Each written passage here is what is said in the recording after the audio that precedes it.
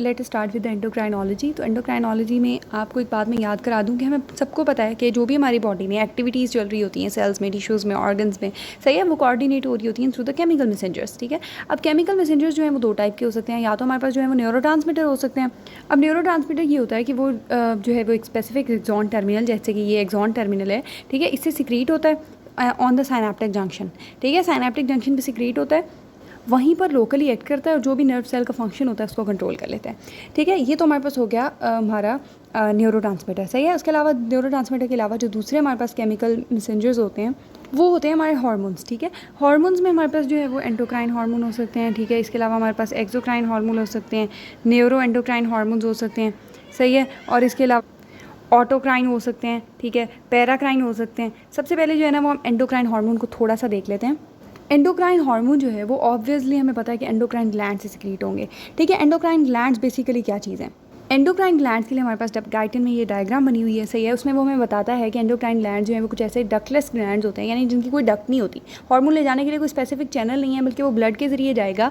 ठीक है, for example hypothalamus हमारे पास जो है वो एक ग्लैंड है। ठीक है, इसने कोई भी हार्मोन सिक्रीट किया। सही है, यहाँ से बना है, वो ब्लड के थ्रू जाएगा, उसने जहाँ पर भी एक्ट करना है। ठीक है, वो ब्लड के थ्रू अपने जो टारगेट टिश्यू है वहाँ तक जाएगा। सही है, अब इस डायग्राम में जो है ना उसने हमें मेजर जो भी ग्लैंड्स हैं, ठीक है, वो शो किया, लाइक हाइपोथैलेमस। सही है, उसके अलावा हमारे पास पैराथायराइड ग्लैंड है। हाइपोथैलेमस हमारे पास बहुत सारे हार्मोन सिक्रीट करता है, लाइक जो है वो thyrotropin releasing hormone, corticotropin releasing hormone, growth hormone का रिलीजिंग फैक्टर भी और इनहिबिटिंग फैक्टर भी। ठीक है, इसके अलावा गोनेडोट्रोपिन रिलीजिंग हार्मोन, ठीक है, और प्रोलैक्टिन इनहिबिटिंग फैक्टर भी सिक्रीट करता है हमारा हाइपोथैलेमस। इसके अलावा हमारे पास पैराथायराइड ग्लैंड्स होते हैं, तो पैराथायराइड ग्लैंड्स ने क्या सिक्रीट करना है? पैराथॉर्मोन सिक्रीट करना है ना। ठीक है, थायराइड ग्लैंड ने क्या सिक्रीट करना है? थायरॉक्सिन। सही है, इसके अलावा हमारे पास जो है वो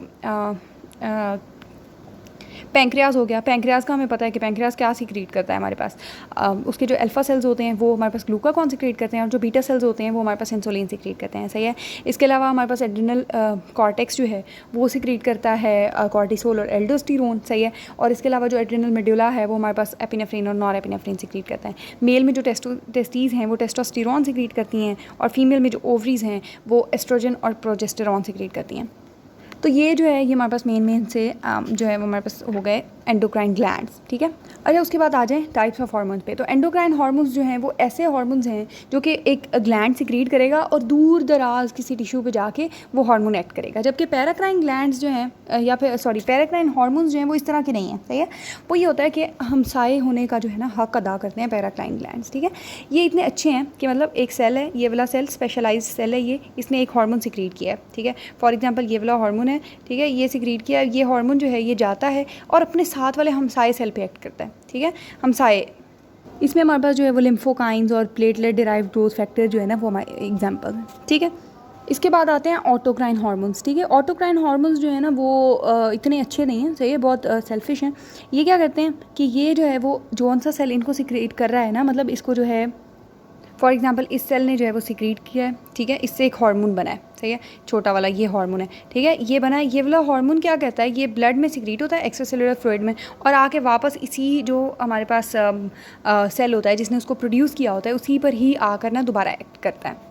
उसके बाद जो है वो हमारे पास एक और चीज़ है जिसको हम कहते हैं साइटोकाइन। साइटोकाइन जो है वो बेसिकली ऐसे पेप्टाइड्स हैं, ठीक है, जो कि सेल सिक्रीट करते हैं एक्स्ट्रा सेलुलर फ्लूइड में, और ये ऑटोक्राइन, पैराक्राइन, एंडोक्राइन हार्मोन तीनों के तौर पर जो है वो कर सकता है। ठीक है, इसकी एग्जांपल में इंटरल्यूकिन्स है हमारे पास और लिम्फोकाइन है। ठीक है, अगर जो है वो हमारे पास एडिपोसाइट्स जो है साइटोकाइन हार्मोन्स प्रोड्यूस कर रहे हैं, तो उन साइटोकाइन हार्मोन्स जो कि एडिपोसाइट से प्रोड्यूस हुए हैं उसको हम एडिपोकाइंस कहते हैं। ठीक है, उसके बाद हम डिस्कस कर लेते हैं हार्मोन्स की जो है वो क्लासेस। ठीक है, क्लासेस ऑफ हार्मोन में हमारे पास जो है वो पहले आते हैं पॉलीपेप्टाइड। ठीक है, पॉलीपेप्टाइड और प्रोटीन्स। सही है, यानी ऐसे हार्मोन्स एंडोक्राइन हार्मोन्स जो कि जिनका स्ट्रक्चर जो है वो बेसिकली पॉलीपेप्टाइड और मतलब और प्रोटीन है। सही है, इसमें हार्मोन जो है वो एंटीरियर और पोस्टीरियर पिट्यूटरी ग्लैंड जो है उससे जो भी हार्मोन सिक्रीट होते हैं वो हमारे पास प्रोटीन्स होते हैं। एंटीरियर पोस्टीरियर पिट्यूटरी से हमारे पास जो है basically growth hormone, anti diuretic hormone, सही है, और ऑक्सीटोसिन वगैरह सिक्रीट हो रहे होते हैं, ये पेप्टाइड्स होते हैं।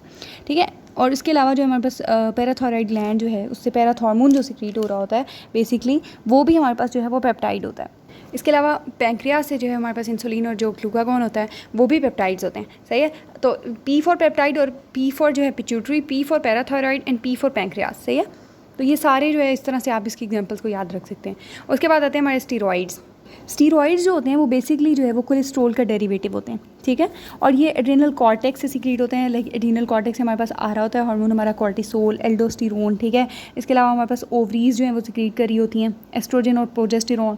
हमारी टेस्टीज सीक्रेट कर रही होती हैं टेस्टोस्टेरोन। तो ये सारे हार्मोन्स जो हैं ये स्टीरॉइड हार्मोन्स हैं, सही है। इसके अलावा हमारे पास हैं अमाइनो एसिड के डेरिवेटिव्स, ठीक है। अमाइनो एसिड के डेरिवेटिव्स में हमारे पास जो है वो एक ही अमाइनो एसिड होता है मोस्टली, जिसमें से जो है वो हार्मोन्स डेराइव होते हैं। और वो अमाइनो एसिड जो है वो हमारे पास है टायरोसिन, ठीक है। टायरोसिन से जो है वो हार्मोन डिराइव होता है। अब इसमें अगर हम एग्जांपल T फॉर टायरोसिन ना, तो इसमें T फॉर थायराइड याद कर लें। थायरॉक्सिन और ट्राई आयोडोथ्रायोनिन ये जो है ये टायरोसिन के डेरिवेटिव्स होते हैं, सही है। और इसके अलावा जो एपिनेफ्रीन और जो नॉर एपिनेफ्रीन होते हैं, ठीक है, वो भी हमारे अमाइनो एसिड डेरिवेटिव्स होते हैं। अच्छा, इसके बाद हम प्रोटीन हार्मोन्स को थोड़ा डिटेल में देख लेते हैं। पॉलीपेप्टाइड या प्रोटीन्स, ठीक है। पॉलीपेप्टाइड या प्रोटीन हार्मोन्स जो हैं वो इतने छोटे भी हो सकते हैं कि सिर्फ 3 अमाइनो एसिड का बना हुआ हो। लाइक हमारे पास जो है थायरोट्रोपिन रिलीजिंग हार्मोन जो है वो सिर्फ 3 अमाइनो एसिड से बना है, जबकि वो 200 अमाइनो एसिड तक भी जा सकता है, ठीक है। 200 अमाइनो एसिड लाइक हमारे पास जो है हमारा जो ग्रोथ हार्मोन है या प्रोलैक्टिन हार्मोन है, ठीक है, उसकी हम इतनी मतलब 200 अमाइनो एसिड तक भी रेंज हो सकती है, सही है। 100 और मोर अमाइनो एसिड्स जो होते हैं वो प्रोटीन्स कहलाते हैं, और 100 से कम जो अमाइनो एसिड्स जिस मतलब उस स्ट्रक्चर में होते हैं उसको हम पॉलीपेप्टाइड कहते हैं।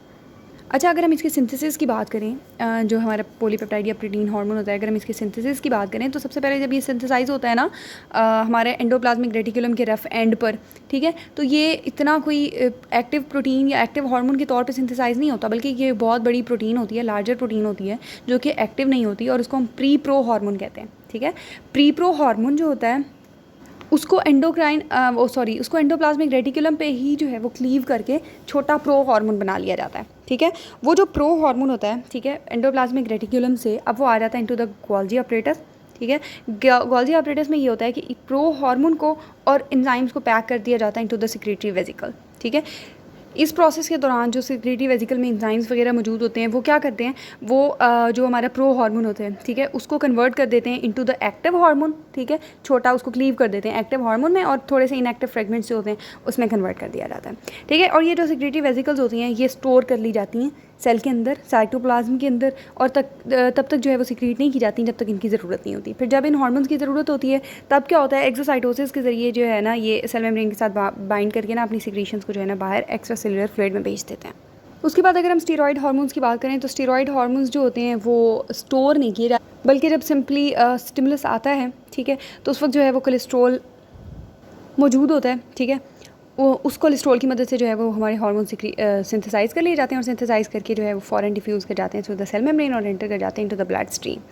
उसके बाद हमारे पास हैं अमाइन हार्मोन्स, ठीक है, जो कि डिराइव होते हैं फ्रॉम टायरोसिन। तो एंजाइम्स की मदद से जो है ये अमाइनो एसिड्स जो हैं वो ये जो हार्मोन्स होते हैं ये डिराइव कर लिए जाते हैं टायरोसिन से, सही है, और जो है वो स्टोर कर लिए जाते हैं, ठीक है। और उसके बाद जब भी ज़रूरत होती है तो सीक्रेट कर दिए जाते हैं। अब इसमें जैसे हम थायराइड हार्मोन का आगे फुल डिटेल में पढ़ेंगे कि जो हमारा जो सेल होता है थायराइड ग्लैंड का, लाइक फॉलिकल्स होते हैं, उसके अंदर जो है वो प्रोटीन होती है ग्लाइकोप्रोटीन थायरोग्लोबुलिन, सही है। और इस थायरोग्लोबुलिन के जो है वो क्लीवेज से मतलब इसमें से जो है वो डिराइव कर लिए जाते हैं हमारे थायराइड हार्मोन्स, ठीक है।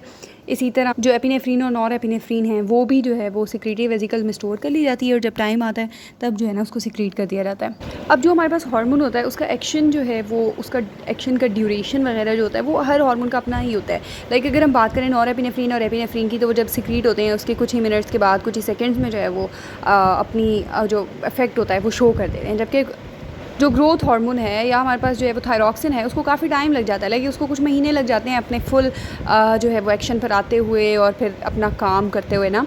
उसके बाद बात आती है कि हार्मोन की जो है वो सर्कुलेटिंग ब्लड में हमारे पास जो है वो कंसंट्रेशन जो होती है उसको मेंटेन किया जाता है, सही है, उसको रेगुलेट किया जाता है। कैसे, इस चीज़ को देखते हैं। सबसे पहले तो वो लिख रहा है कि there concentration in blood range from 1 picogram भी हो सकती है, सही है, या कुछ माइक्रोग्राम्स भी हो सकती है, सही है। अब हार्मोन हमें अगर ज़्यादा चाहिए तो उसकी कंसंट्रेशन ज़्यादा, स्टिमुलस ज़्यादा आएगा तो कंसंट्रेशन भी हार्मोन की ब्लड में बढ़ जाएगी ना। अगर इनहिबिटरी इफेक्ट आएगा, मतलब अगर कोई इस तरह का आएगा कि हार्मोन अब और सीक्रेट नहीं होना चाहिए, तो ज़ाहिर है हार्मोन की जो कंसंट्रेशन है ब्लड में वो कम कर दी जाएगी। तो ये जो मैकेनिज्म होता है जो हमारे हार्मोन के लेवल को कंट्रोल कर रहा होता है वो हमारे पास होता है फीडबैक मैकेनिज्म, सही है। फीडबैक मैकेनिज्म में हमारे पास पॉजिटिव फीडबैक मैकेनिज्म भी हो सकता है, नेगेटिव फीडबैक मैकेनिज्म भी हो सकता है।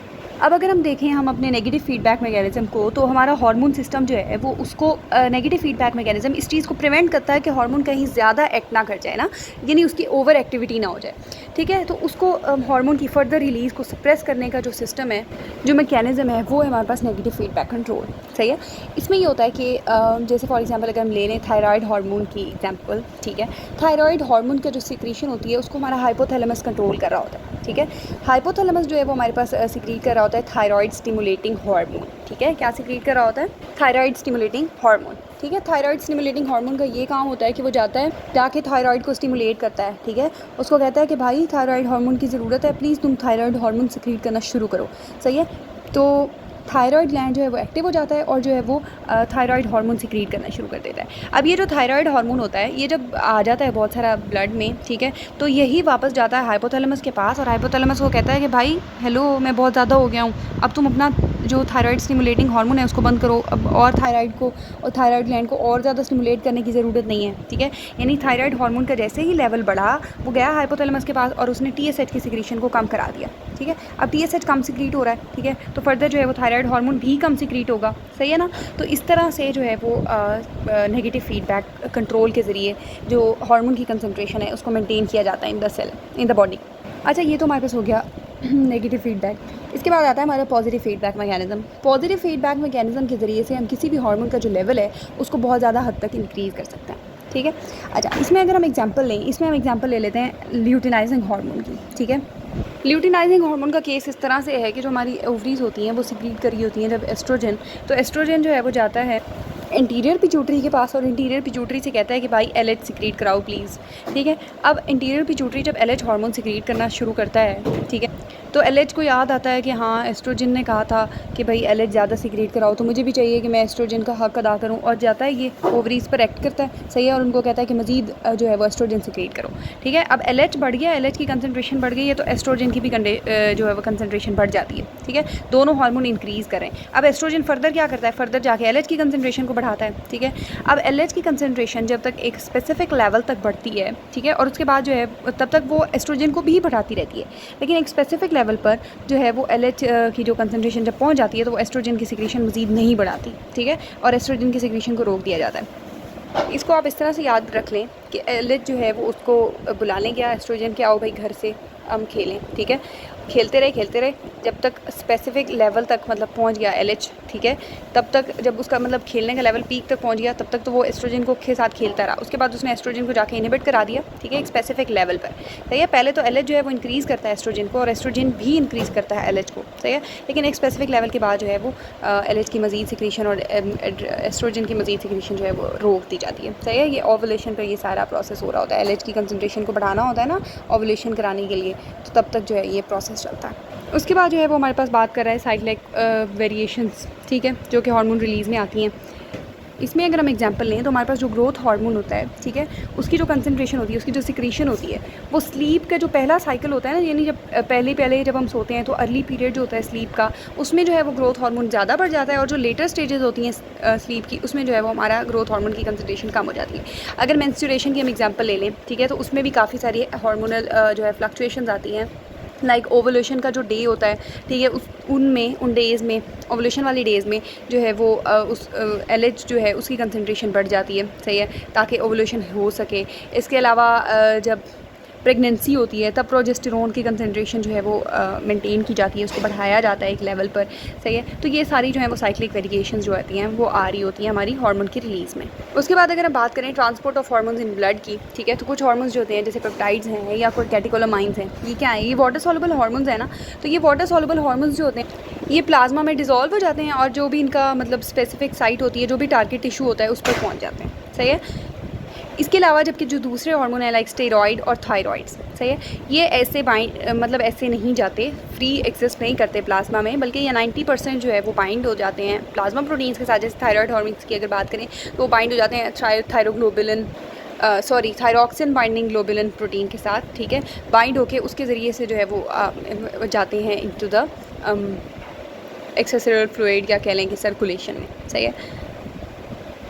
ये वाले हार्मोन्स जब तक बाइंड रहते हैं ना अपनी उस प्लाज्मा प्रोटीन के साथ, ठीक है, तब तक ये इनएक्टिव रहते हैं और उसको जो है वो इनको मतलब उस प्रोटीन से डिसोसिएट होना पड़ता है एक्टिव होने के लिए, ठीक है।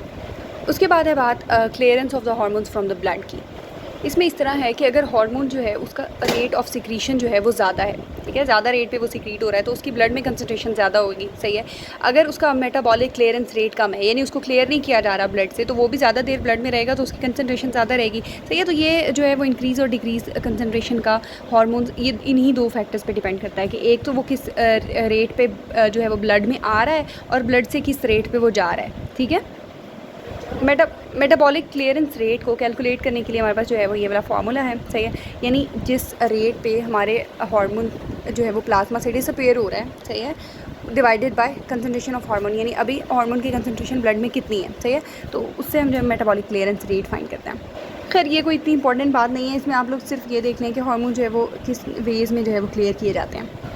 उसमें हम बात कर लें कि वो इस तरह से किए जाते हैं कि जो टिश्यूज़ होते हैं वो उनकी मेटाबॉलिक डिस्ट्रक्शन करते हैं, सही है। या तो वो टिश्यूज़ के साथ बाइंड हो जाएं, सही है, या तो जैसे मतलब कि जो वाटर सॉल्युबल हार्मोन्स हैं, ठीक है, वो निकाल दिए जाएं बाय द बॉडी किडनीज़ के थ्रू, सही है, यूरिन में। या फिर जो है वो अगर स्टीरॉइड्स हैं तो उनकी जो है वो लिवर में बाइल के ज़रिए जो है वो उनकी क्लियरेंस की जाए, सही है। तो इस तरह सेवरल वेज़ होते हैं जिनके ज़रिए से जो है वो हार्मोन को प्लाज्मा में से क्लियर कर दिया जाता है, सही है। नेक्स्ट वीडियो में इंशाल्लाह जो है वो mechanism of action of hormone discuss कर लेंगे।